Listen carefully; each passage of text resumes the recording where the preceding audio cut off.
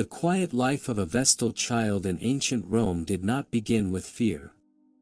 It began with silence. Rome, in its earliest morning hours, was never truly loud. Even at the height of its power, before the streets filled with carts and voices, there was a moment when the city breathed slowly, almost gently. Stone walls cooled by the night air, temples standing still beneath a pale sky, and somewhere between the Forum and the river, a small girl slept without knowing that her life was already being measured. She was 6 years old. Perhaps 7. The exact number mattered less than the fact that she was young enough to still dream without structure, to wake without memory of yesterday's worries. Her world was small. A home built of stone and habit. A mother who braided her hair. A father who spoke softly in the mornings. A courtyard where dust gathered in corners and sunlight formed predictable patterns on the floor. She knew nothing of destiny. She knew nothing of Rome's gods beyond their names spoken at meals and festivals. She certainly did not know that the city had already noticed her. In ancient Rome, the goddess Vesta was not loud. She had no dramatic myths, no violent transformations, no battles carved into stone. Vesta was fire. The hearth. The quiet center of the home. And because Rome believed itself to be a home made into a city, Vesta's flame was believed to be the center of everything. As long as it burned, Rome would endure. As long as it remained pure, the city would remain safe. To protect that flame, Rome did not trust adults. It trusted children. The selection of a Vestal Virgin was never announced with ceremony. There was no music. No crowd. The Pontifex Maximus, Rome's highest priest, would simply arrive. His presence alone was enough to change the air inside a household. When he entered, conversation slowed. Movement became careful. Parents understood immediately why he was there, even before he spoke. The girl did not. She may have been playing. Tracing shapes in the dust. Watching an insect move across a stone tile. When the adults stopped speaking, when the room grew quiet in a way that felt heavier than usual, she would have looked up, confused but calm. She had not done anything wrong. She did not yet know that innocence was precisely what Rome required. The Pontifex Maximus would ask questions, but not of her. He would inspect her lineage, her body, her health. She had to be perfect, not in beauty, but in absence. No physical defects. No family stain. No history that could anger the gods. Her parents' living status mattered. Even their morality mattered. Rome was careful with its sacrifices, even when it claimed they were not sacrifices at all. When the decision was made, it was spoken simply. She was chosen. The words themselves were gentle. Almost respectful. There was no threat in the tone, no visible cruelty. Yet in that moment, something irreversible occurred. Roman law did not allow refusal. The child belonged to the state now. Not as a slave, not as a prisoner, but as something far more fragile.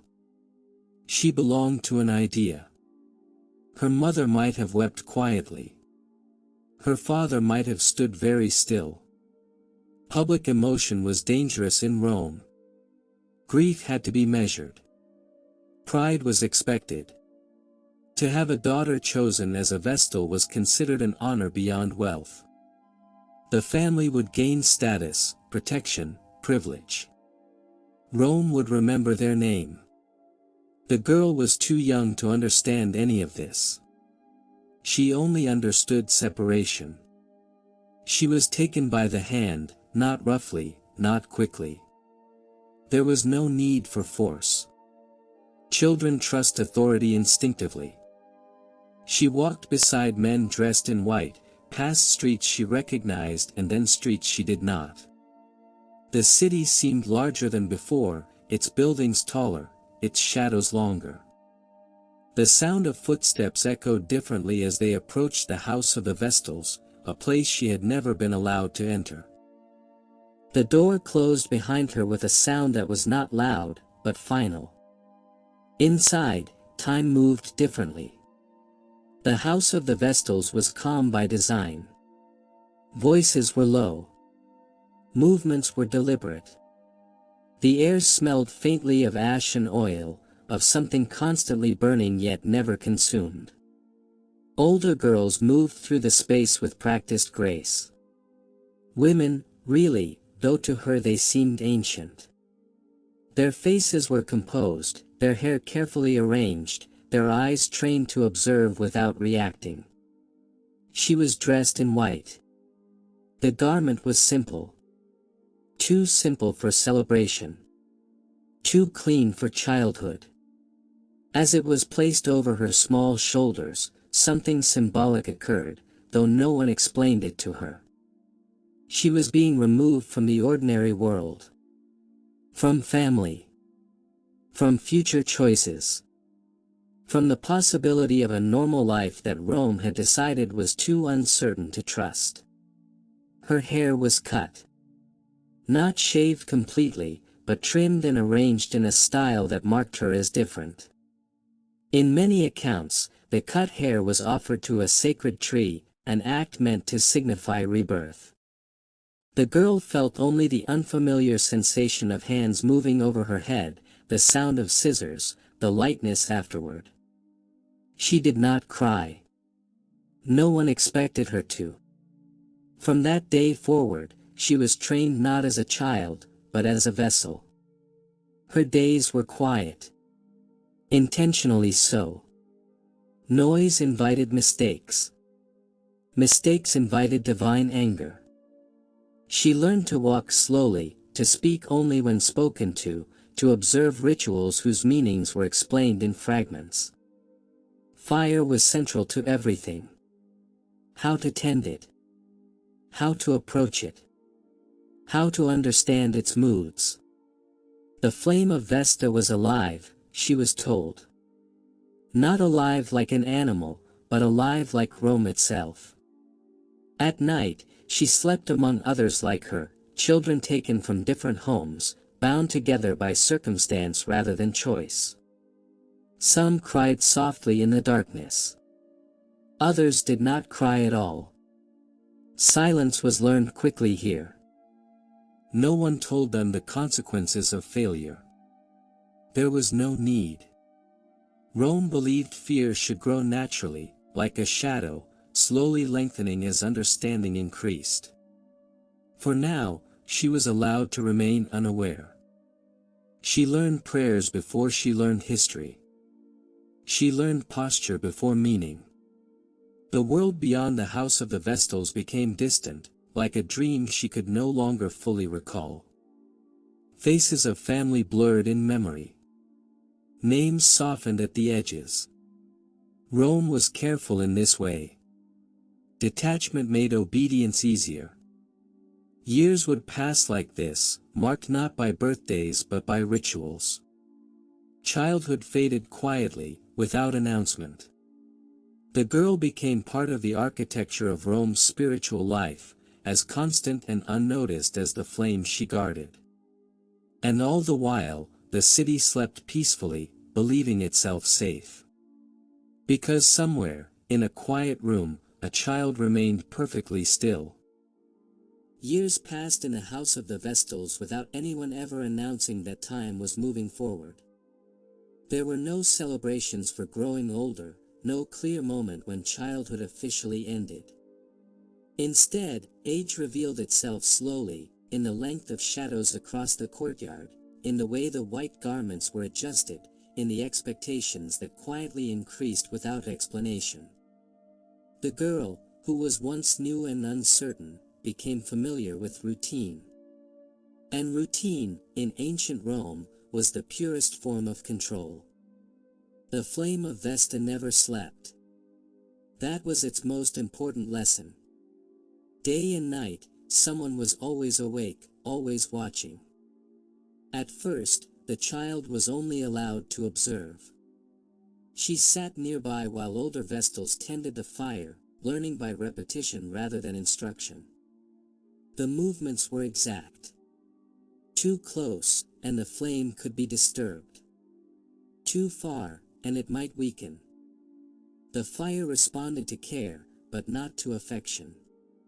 It demanded consistency. Silence surrounded these lessons.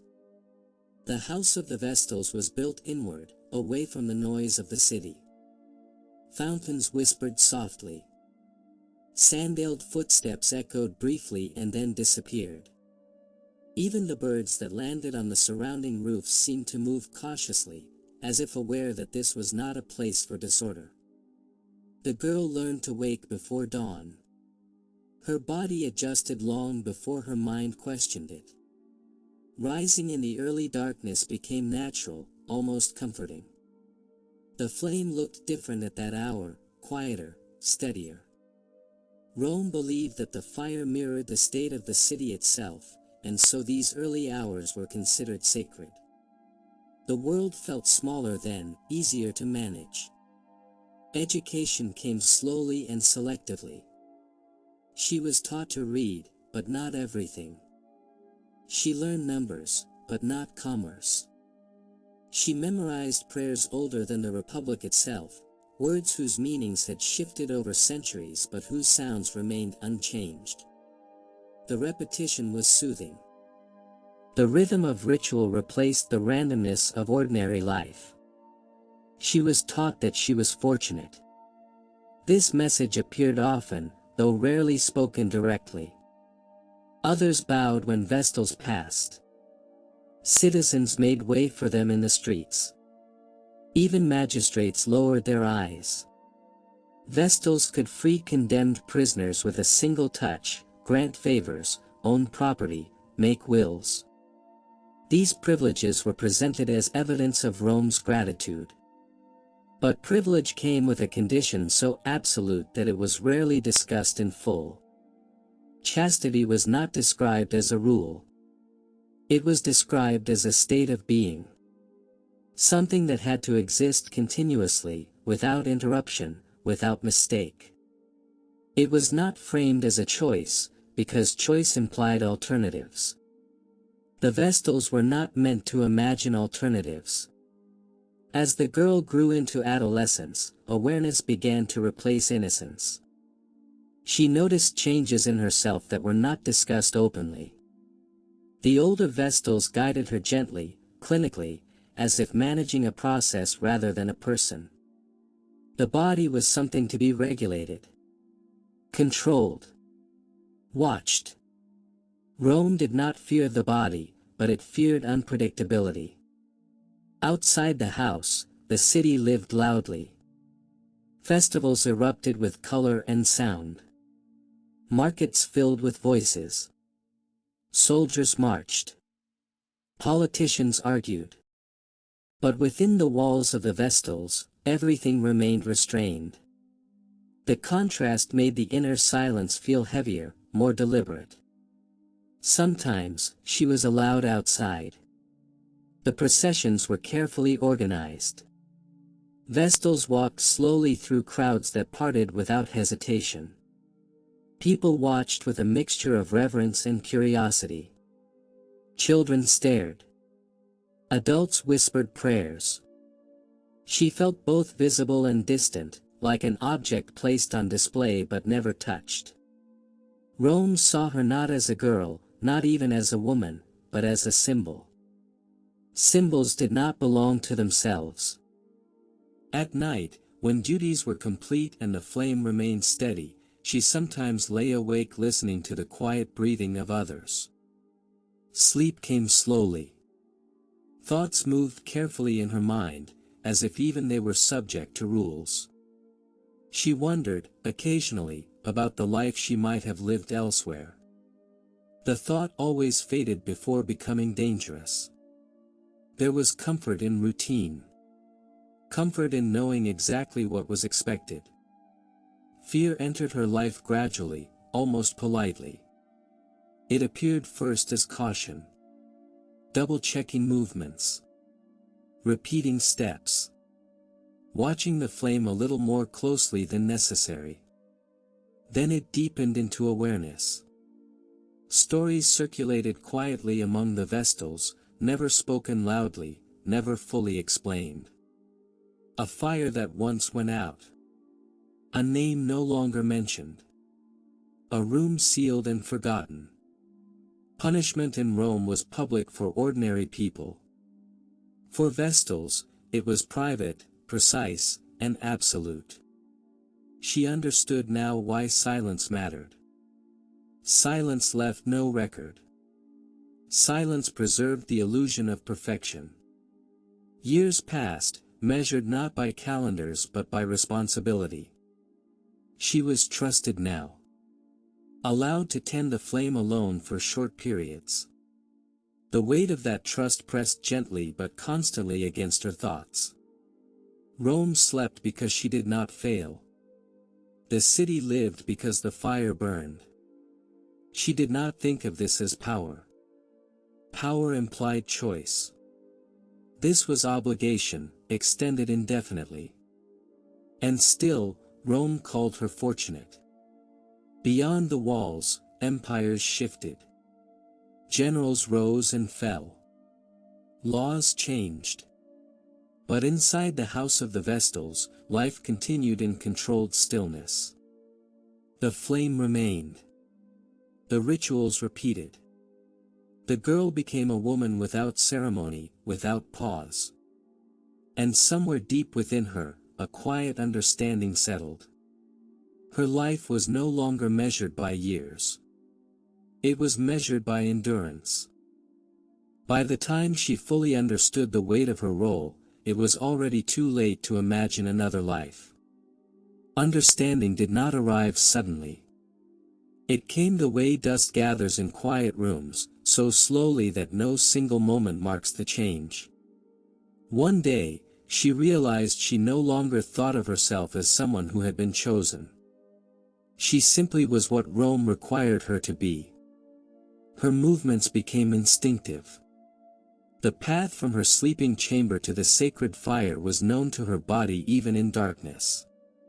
She could sense the state of the flame without looking directly at it, reading its strength from the sound it made, the way light rested on the walls. The fire was constant, but never identical. It reflected moods of the air, the season, the city beyond the walls. She adjusted to it as one adjusts to breathing. The house of the Vestals felt smaller now, though it had not changed. She had memorized every corner, every pattern in the stone. There were no surprises left. Predictability, once comforting, became a form of quiet confinement. Yet even that thought carried risk.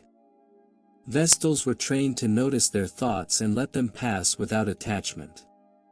Desire, resentment, curiosity, all were considered disturbances. Rome valued stability above all else. As she grew older, younger girls arrived.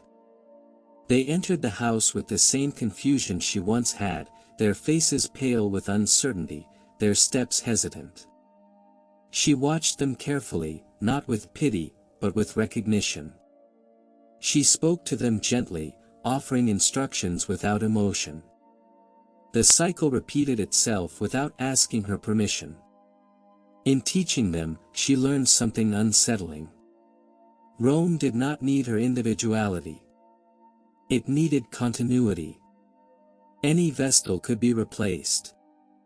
The role mattered more than the person. This realization did not come with anger.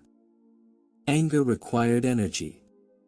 Instead, it settled into her thoughts like a quiet truth, acknowledged and then stored away. Outside, Rome continued to reward its Vestals with respect. When she walked through the streets, citizens stepped aside. Officials lowered their voices. Even emperors showed restraint in her presence. The contrast between public reverence and private isolation grew sharper with time. She belonged everywhere and nowhere at once. She was permitted to attend public events, seated in places of honor. The crowd's noise washed over her without touching her. She listened without engaging, observed without reacting. The skills that made her valuable inside the house also made her distant outside it. She existed at the edge of ordinary human experience. The concept of love became abstract. She understood it in theory, from stories and fragments of poetry she encountered indirectly. She saw families in the streets, children clinging to their mothers, couples arguing softly, reconciling, sharing glances that carried meaning. These scenes felt real but unreachable, like watching life through a thin layer of glass. Chastity was no longer just a rule. It was a boundary that defined the shape of her existence. 30 years, Rome demanded. 30 years of absolute control. The number was spoken rarely, but it lingered constantly. Each passing year reduced the remaining ones, yet freedom beyond that point felt vague and uncertain. What would she become after being nothing else for so long? Some Vestals chose to leave when their service ended. Others remained, unable or unwilling to re-enter a world that had moved on without them. The city changed quickly. Vestals changed slowly. Fear returned, subtly, in a new form. It was no longer fear of immediate punishment, but fear of error. A misplaced word. A misunderstood gesture. A moment of distraction. Rome's tolerance for Vestal imperfection was thin, even if it was rarely tested. The punishment for breaking the vow was not discussed openly, but its presence was felt in every precaution, every rule reinforced through silence. Occasionally, whispers surfaced. A Vestal questioned. A rumor of misconduct. An investigation conducted quietly by men who spoke in measured tones and recorded nothing publicly. The accused disappeared. Life in the house continued uninterrupted. Silence absorbed the disturbance and moved on. The message was clear. Rome did not need to prove guilt. It needed to restore balance. At night, when the city's distant noise softened, she sometimes lay awake thinking about the fire. The flame was never blamed. When it faltered, responsibility fell on the Vestal. The goddess remained pure. The human failed. This thought did not frighten her. It simply clarified everything. She was not sacred. She was replaceable. Yet she continued. Because continuation was all she had been trained to do. Her identity had been shaped around endurance, around the quiet pride of doing exactly what was required without question. Years moved forward. Her face matured. Her voice deepened slightly. The young girls now looked to her as an authority. She carried the weight of expectation without complaint, without visible strain. Rome slept soundly. Because she remained vigilant. Because the fire did not go out. And because silence held everything together. By now, her life had settled into a rhythm so steady that it no longer felt like time was passing. Days repeated themselves with minor variations, shaped by ritual rather than desire. Morning light entered the courtyard at the same angle. The flame responded the same way to careful hands. The city beyond the walls continued its restless movement, but within the house of the Vestals, stillness reigned. Responsibility had changed her posture. She stood more upright, moved with greater precision. Younger Vestals watched her closely, copying the way she walked, the way she spoke, the way she approached the sacred fire. She became an example without ever being asked if she wanted to be one. Authority, in this place, was quiet. She was trusted with oversight now. Assigning watches. Correcting mistakes. Offering calm instruction when nerves threatened to disrupt routine.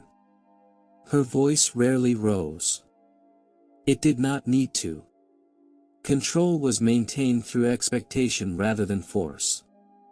Rome rewarded this control with visibility. She was summoned to ceremonies more often, placed closer to the center of public life. From these positions, she could observe the machinery of the city at work. Senators argued with practiced outrage.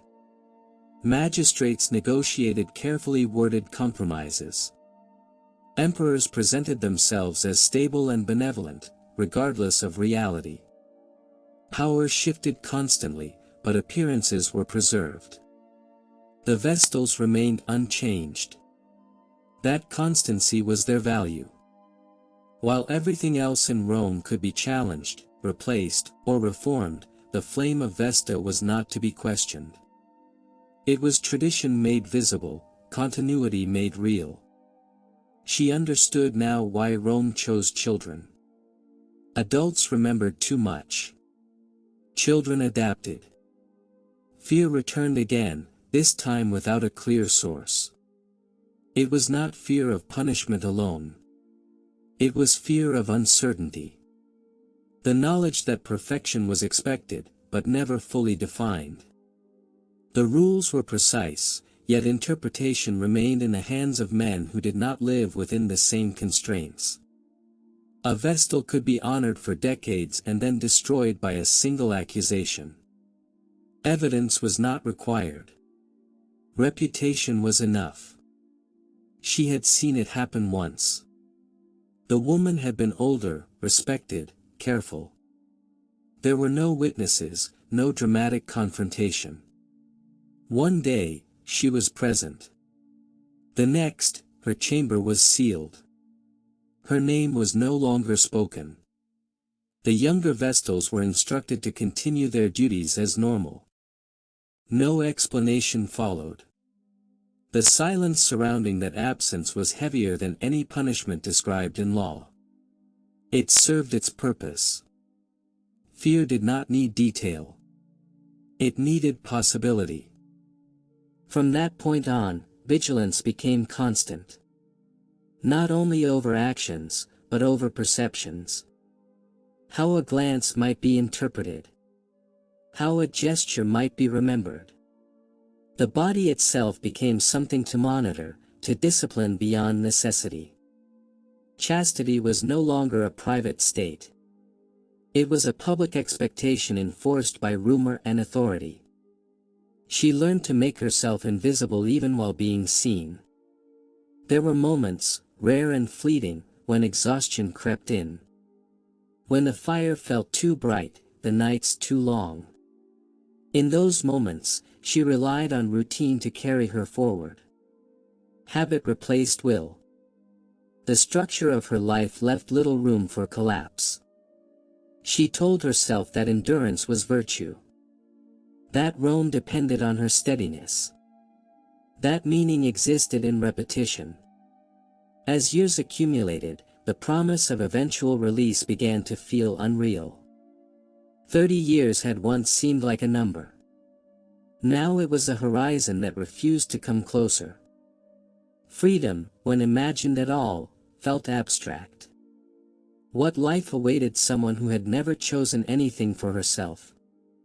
Some Vestals spoke quietly of marriage afterward. Of children. Of late beginnings. Others dismissed the idea entirely, choosing to remain within the house as mentors, guardians of tradition. The outside world had become unfamiliar, even threatening. She listened without committing to either vision. Her identity was too tightly bound to her role to be easily separated from it. And yet, something subtle began to shift. A sense that time, once so predictable, was narrowing. That scrutiny was increasing. Rome itself felt less stable than before. Political tension crept into even sacred spaces. The gods were still honored, but doubt whispered beneath the surface of ritual. When uncertainty grows, societies look for someone to blame. Vestals had served that purpose before. She felt it in the air, in the way conversations stopped when officials entered the house. In the way questions were asked twice, phrased carefully. In the way the flame was watched more closely than ever, as if daring it to fail. She did not panic. Panic was not useful. She continued her duties with precision, with calm, with the same quiet obedience that had defined her entire life. Rome demanded stability, and she gave it willingly. For now. Because she had learned something essential. The quieter the life, the heavier the consequences when silence breaks. The moment when everything began to change did not announce itself. There was no sudden accusation, no dramatic interruption of ritual. Instead, it arrived as a shift in atmosphere, a subtle tightening of attention that she sensed long before it became visible. Rome had learned, over centuries, how to prepare itself for judgment. It did so quietly. Questions started to repeat. They were polite questions, carefully phrased, asked by men whose voices carried authority without urgency. They asked about procedures already known, about routines already documented. The same questions returned days later, then weeks later, as if the answers themselves were being tested for consistency rather than truth. She answered calmly. Calm had always been her shield. Her voice remained steady, her posture unchanged. She knew better than to appear defensive. Innocence in Rome was not proven by denial. It was performed through composure. The younger Vestals noticed the change as well. They moved more carefully around her, spoke less freely. Respect remained, but uncertainty crept into their expressions. Authority, once unquestioned, now felt provisional. She did not blame them. Fear altered loyalties quietly. The flame continued to burn. That fact should have been enough. It always had been before. But Rome was no longer content with outcomes alone. It wanted reassurance. It wanted certainty in a time when certainty was scarce.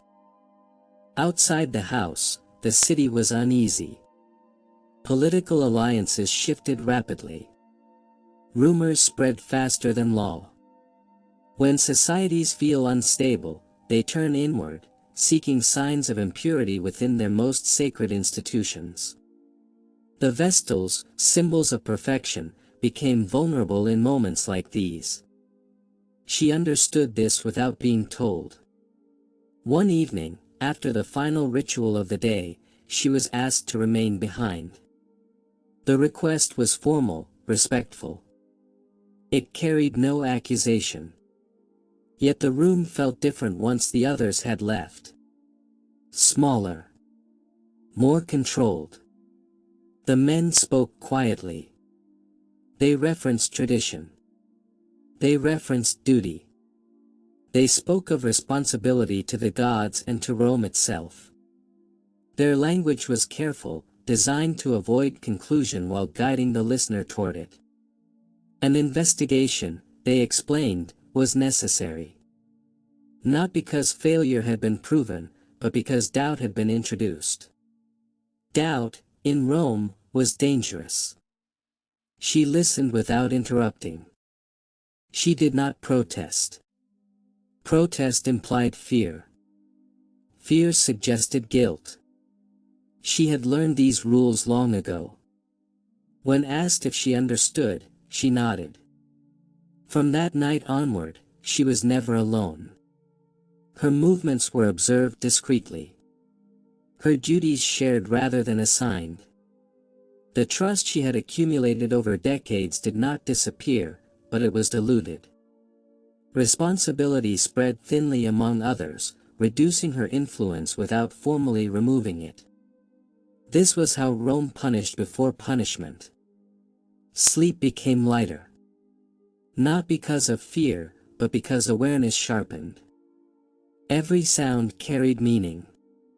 Every glance felt recorded. She adjusted, as she always had, refining her behavior until it was nearly invisible. The younger Vestals avoided her gaze now. Not out of cruelty, but out of self-preservation. Association carried risk. The flame still burned. She took comfort in that. The fire did not lie. It responded only to care. It did not concern itself with rumor or politics. In its presence, the world remained simple. But Rome was not simple. The investigation moved slowly. Deliberately.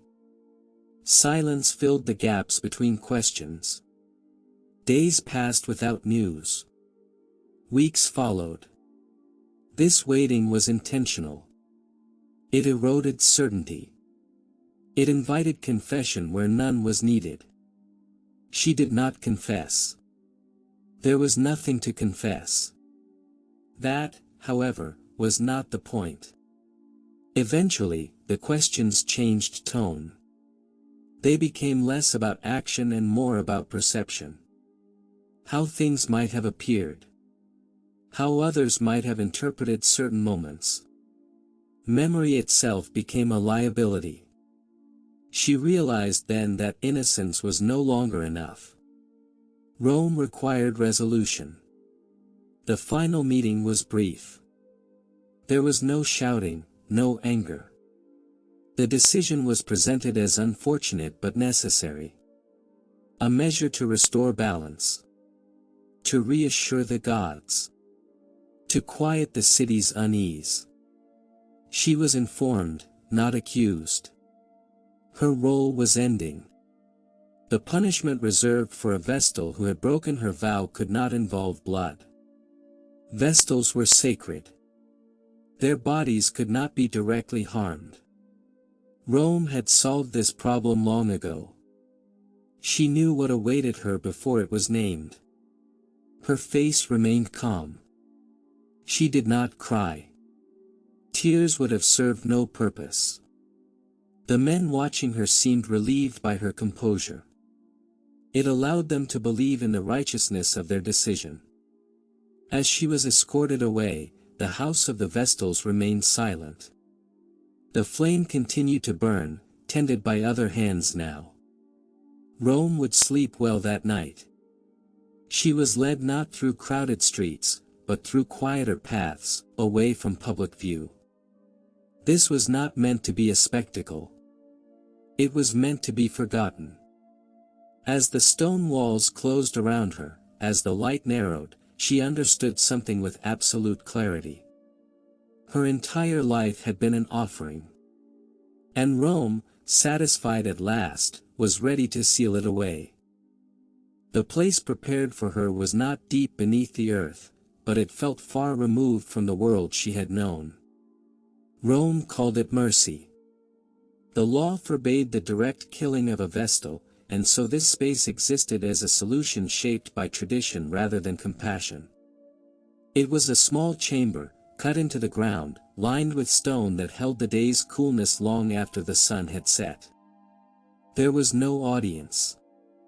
Only officials, quiet and efficient, performing a duty that had been rehearsed for generations. The absence of spectacle was intentional. Rome preferred its sacrifices to disappear gently, without disturbance. She was led down carefully, as if any sudden movement might still offend the gods. A small lamp illuminated the chamber, its flame steady and ordinary. Unlike the fire she had tended all her life, this one was temporary. It would burn until it could not. Inside the chamber were simple provisions. Bread. Water. A couch. Enough, in theory, to suggest that Rome had not killed her. enough to preserve the fiction of restraint. She stepped inside without hesitation. No one asked her to speak. No final words were required. Vestals were not expected to explain themselves. Explanation implied relevance. What mattered now was closure. As she settled onto the stone floor, memories surfaced gently, without urgency. The courtyard where she had once played as a child. The sound of sandals on stone. The quiet discipline of ritual mornings. The steady presence of fire, always watched, always demanding care. Her life had been narrow, but it had been consistent. The men withdrew slowly. The lamp was placed near the wall. The entrance was sealed with stone, layer by layer, until the light narrowed to a thin line and then disappeared entirely. The sound of the final stone settling into place was soft, almost respectful. Darkness followed. Not immediately frightening. She had known darkness before, in early mornings and late watches. This darkness was deeper, more complete, but her breathing remained calm. Panic had no role here. Panic belonged to uncertainty. She had reached the end of that. Time lost its shape. She did not know how long she sat in silence. The mind adjusted quickly when there was nothing left to anticipate. Thoughts drifted, slowed, and eventually quieted. The body rested. The air remained still. Somewhere above her, Rome continued. The flame of Vesta burned, tended by other hands. Rituals were performed as always. Citizens went about their lives without interruption. The balance Rome sought had been restored. History would not record her name. Records would note the correction, not the individual. The city would remember that a Vestal had failed, not who she was. That anonymity was part of the design.